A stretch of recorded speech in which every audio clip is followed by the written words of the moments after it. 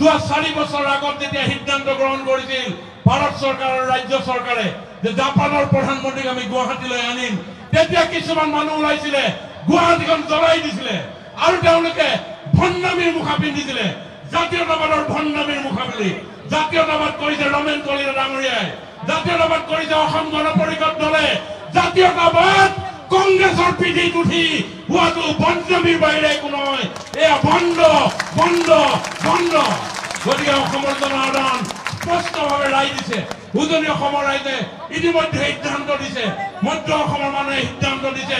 গতিকে গুৱাহাটীবাসীয়েও সিদ্ধান্ত দিব আগন্তুক দিনত আমি গুৱাহাটীখনক কেনেধৰণে বিজনেছ হাব হিচাপে নিৰ্মাণ কৰিব পাৰোঁ, গুৱাহাটীখনত থকা এইমছক লৈ আমি কেনেধৰণে সাউথ ইষ্ট এছিয়াৰ আমি মেডিকেলৰ ক্ষেত্ৰত আগুৱাই যাব পাৰোঁ, সেই চিন্তাৰ পৰা আৰম্ভ কৰি ছেমি কণ্ডাক্টৰক লৈ আমি সাউথ ইষ্ট এছিয়াৰ দুৱাৰমুখ হিচাপে আমি কেনেকৈ গুৱাহাটীক নিৰ্মাণ কৰিব পাৰোঁ, এই চিন্তা মোদী ডাঙৰীয়াৰ আছে, এই চিন্তা হিমন্ত বিশ্ব শৰ্মা ডাঙৰীয়াৰ আছে। আৰু এইখিনি কাম কৰিবলৈ হ'লে প্ৰত্যেকজন নাগৰিকে সহযোগিতা কৰিব লাগিব, সহায় কৰিব লাগিব। আৰু মই ভাবোঁ ইয়াত উপস্থিত প্ৰত্যেকগৰাকীয়ে সেই ক্ষেত্ৰত সিদ্ধান্ত গ্ৰহণ কৰিছে। গতিকে মই আৰু বেছি দীঘলীয়া বক্তব্য নাৰাখোঁ।